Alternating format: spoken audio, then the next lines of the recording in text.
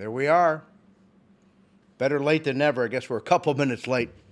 I was busy getting my Happy Hour Huddle beer cold. You see, we're a little disheveled. We trained all day. I've got some great thoughts for you tonight.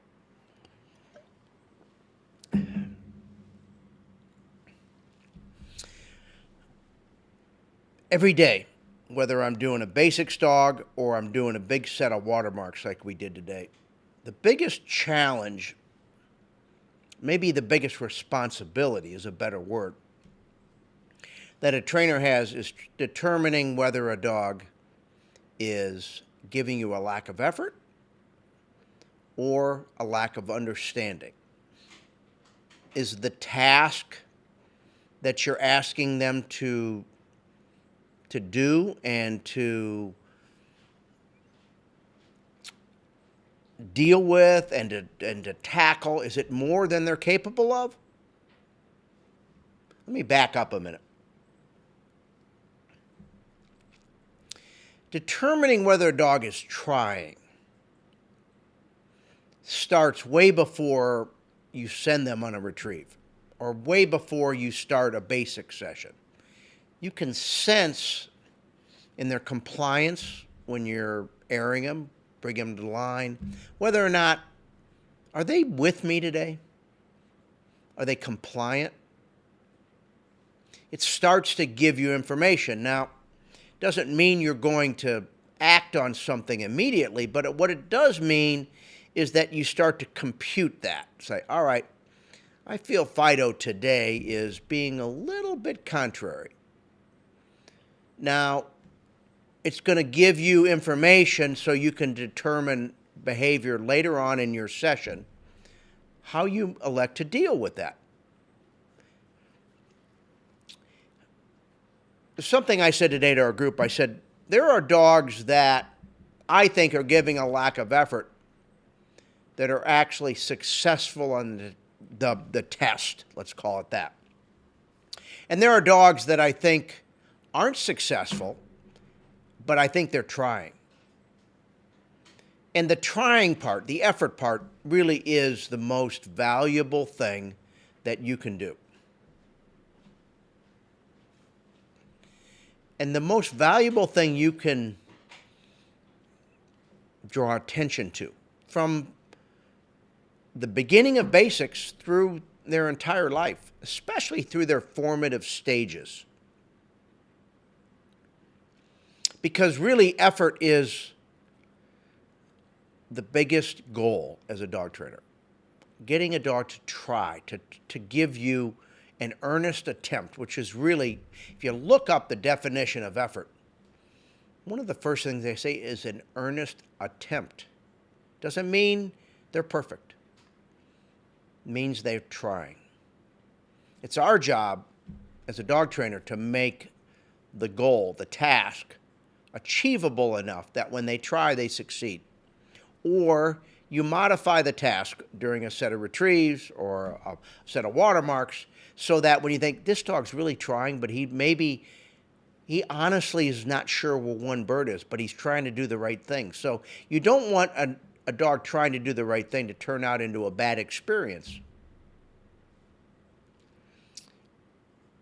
I think the best way for you as a trainer to learn your dog, to take a deep dive into what makes them tick, is when you do basics. You're doing fundamental, well, they're not maybe simple tasks initially for the dog because they're new to them. I've got our puppy here, Robin's pride and joy, Merlin. My pride and joy. He's a fun little bench-bred golden retriever with lots of desire. We threw some ducks for him last week. Yeah, we finally threw ducks again, and he came home with a little help from my friends at Garmin.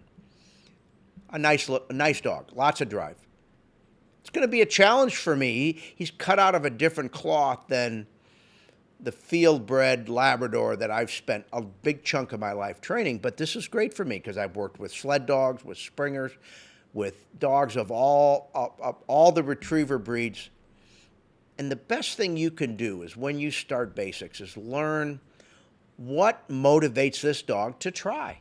And what does it look like? Is it a combination of praise and discipline? Because I don't want to use praise as bribery.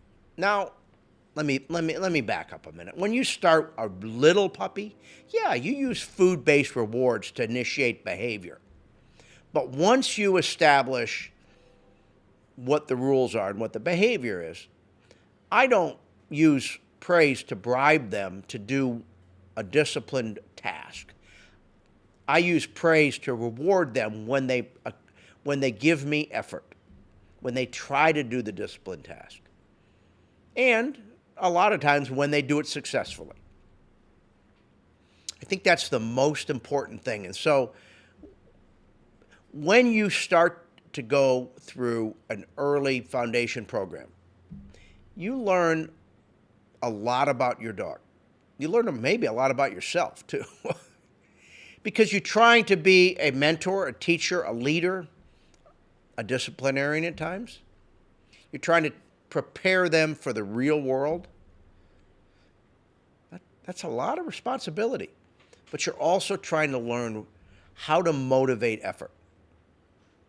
And when you put them through a solid basics program, because there's lots of challenges, there's pitfalls. Well, we had some today. We had some dogs that said, So we had we did a young dog named Merc on some swim by, and Manny was just cruising across the pond. But after he was into this basic session, he said, man, maybe I don't want to go across the pond. So what we thought we were going to do was a swim by session, stop him, cast him.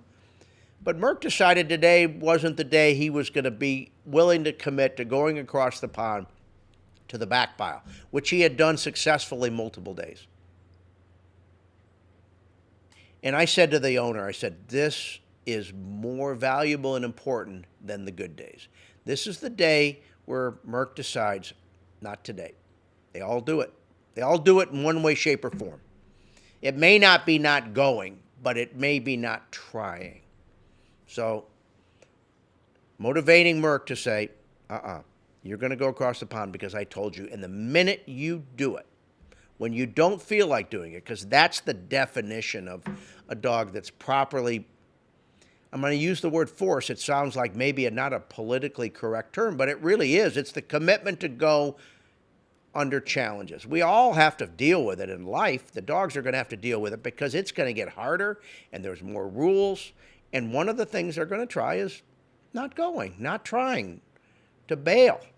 Well, so I said, simplify the task. Let's just make this about going. Let's move up a little bit. But we're not going to be willing to compromise the non-negotiable standard of you're going to fetch when I tell you. And that's when you turn the corner. And I think this is going to be a big day for this dog. And now we're going to learn how to reward that effort, because he's going to go when he doesn't feel like going. And then I'm going to make over. Then praise is going to be powerful, not just bribery. Now they're going to puff up. They're going to feel good about themselves. They're going to feel good about you. They're going to feel good about your relationship. Now you gain some momentum. And now you learn a little bit about what goes on between that dog's ears and how much discipline to put, how much you need to simplify, how much you need to back up, and where you need to draw the line in the sand and say, no, this, you're going to do this. And the minute you try to do it, I'm going to tell you how good you are. And now you're going to learn to motivate. The most important trait you can get is a dog trying, especially when maybe they don't feel like trying, maybe when it's a little scary. I mean, that happens. How many times has it happened to you in your life? And then you feel pretty damn good about it when you say, you know what? I dove in, I was worried about it, and it turned out okay. It's your job to make it turn out okay. And basics is the perfect place to learn that formula. And I'm going to call it a formula because each dog has a different formula. They're not all cut out of the same cloth. Yeah, I mean, you look at a similar program, but that's just a guideline. And it's a guideline. It's exactly what it is. It doesn't mean that every dog has to do everything on every day. That's unrealistic. I'm going to motivate Merlin different than I'm going to motivate a fire-breathing dragon out of and I use the word Labrador, but because that's the most common thing that you encounter. But this dog's got a lot of go, and if I figure out and I learn what promotes effort in this dog, I've got a very valuable formula. And it doesn't matter what it is I'm getting him to try to do. It really doesn't. It matters the formula of praise, simplification, drawing the line in the sand. You've got to learn, well, the word I heard, I thought one time was really resonated with me is you have to learn what hills are worth dying for. You think about that. Like where are you going to make a stand? What is valuable? Not emotionally, just strategically. The hardest thing you're going to deal with is your emotional attachment to the dog. You've got to take that out of the equation. Now, I love every dog I've ever trained. I mean, I have compassion for them. But it doesn't, you don't want it to skew what's going on. You don't want it to give you a false impression. When they're not trying, they're not betraying you. They're doing what they feel like doing at the time. They're attempting behaviors to change what they don't like or they do like. It's your job to show them what the right path is, decide what's non-negotiable, promote effort, and then reward it when you get it. It's a big philosophy, and it will span the entire life of the dog and your entire training career with all dogs. Your ability to kind of read that. And I said it just doesn't happen on one behavior. I said if there's a pattern of disobedience or a pattern of lack of effort, it's going to come up more than once. You're going to see it on something else. So I encourage you to consider putting your own dog through basics, and even maybe putting an older dog back through basics. We're going to, the program that I developed, Bomb-Proof Basics, is a program that I learned many years ago, and I've tweaked and developed and evolved over time. And it's a program that I followed 3 specific dogs, but even more, over the course of their entire basics career. And it's a program that I think if you're at all interested, we are going to make Bomb-Proof Basics available. End of April, I think, is when it's going to come up, be available again. So check it out.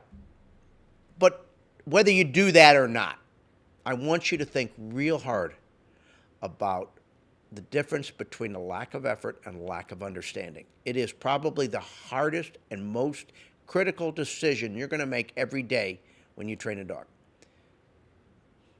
And sometimes, probably the worst mistake you can make, and I've made it, is misinterpret a lack of effort for a lack of what it is you want them to do.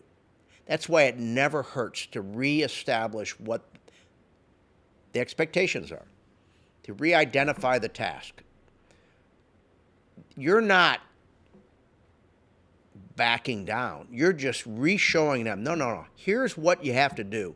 And now I'm going to tell you have to do it. And when you try, and in the try part, it isn't always the full completion of it. It's the effort to it. It's an earnest attempt. Remember what I said about what the definition of effort is? An earnest attempt. It's wonderful when you start to see that and you can start to promote it. And then you see a dog try harder and harder because he feels good about trying. We can diagram tests. We could talk about when to correct. We could talk about all these things. But this is more important than all of that combined. And I feel the responsibility every day. And I work real hard to try to read it accurately. And if I'm uncertain, I always give the dog the benefit of the doubt. I re-explain what it is the rules are. I re-throw, I re-teach, I re-show what the force fetch part is in basics. And then I say, here we go. This is the rules. So I hope you felt the importance of that, because I do all the time, and I think it gets lost sometimes. And I think remember what I said, I really made a point today in my training group. A dog can try, he can give you effort and not succeed. He can succeed and not necessarily give you maximum effort. Don't judge a dog on whether you would pass a test or get through a series or get called back in a field trial. There are other things. A dog can do things that you interpret as good effort that wouldn't necessarily be judged the same way.